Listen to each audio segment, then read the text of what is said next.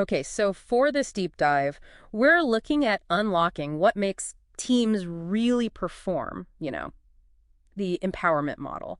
And we're doing it through a specific case study, Maya, a software developer at Nexus Innovations. It's all about how trust gets built and maybe more importantly, how it survives when things go wrong. Yeah. When we first pick up her story, Maya's brilliant, right? But Yeah. she's kind of a ghost in the machine. Mhm. Her talent's just stuck. Her manager then, David, he measured everything and checked boxes. Yeah, exactly. Progress was just tasks completed. And trust. That was seen as a liability, something risky. So her sense of empowerment was basically zero, flatlined. Right. And it's important to note, the system wasn't like openly hostile. It just rewarded compliance, rigid adherence. Which leads to that quiet inertia, that grinding inefficiency we see sometimes. Precisely. Until Sarah, the new leader, shows up. And she asks this really simple but powerful question. What's stopping us from being great? That kind of cut through everything. Okay, but how do you actually build trust where failure is, toxic? Sarah's first move, the way she kickstarted this whole empowerment flywheel thing, was quite smart.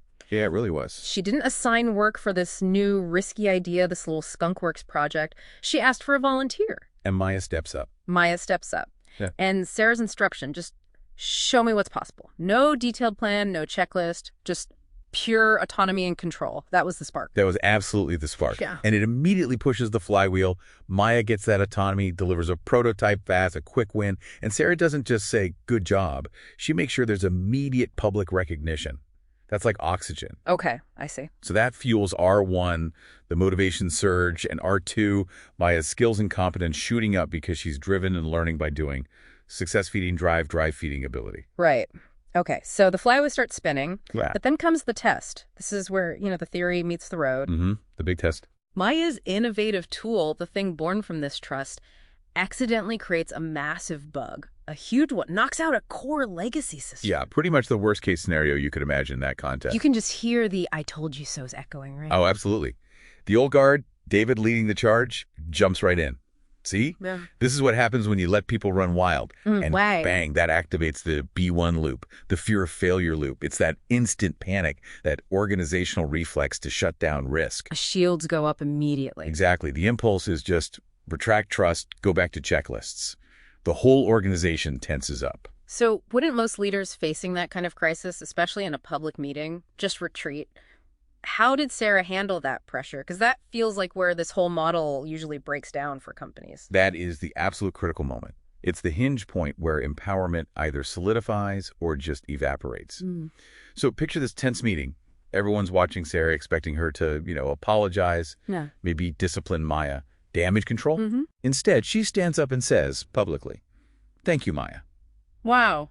Okay. You just found a fundamental weakness in our foundation we didn't even know we had. This isn't a failure. And here's the key part. It's an invaluable discovery." Okay. She didn't just defend Maya. She reframed the entire event from failure to intelligence gathering. Precisely.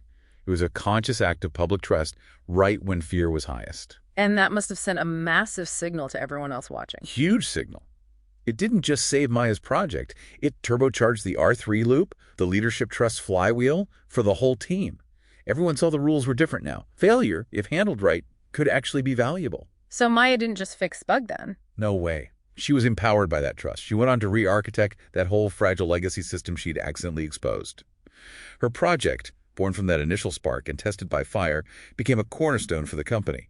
And the overall organizational performance, it soared. So, wrapping this up for you listening, what's the core takeaway? Empowerment isn't really something granted, like a budget increase or a title change. It seems like it's forged. It's forged in those really critical moments, those crunch times, when leadership has to make a hard choice between fear and trust. Exactly. And maybe the final thought to leave you with is this. That flywheel of trust, it only gets truly unstoppable momentum when a leader reacts to an unintentional mistake, not with blame, but by turning that perceived failure into a real valuable discovery. So the question becomes, look around your own work. What systems, what reactions, maybe even your own, are currently rewarding simple compliance over the potential for real discovery?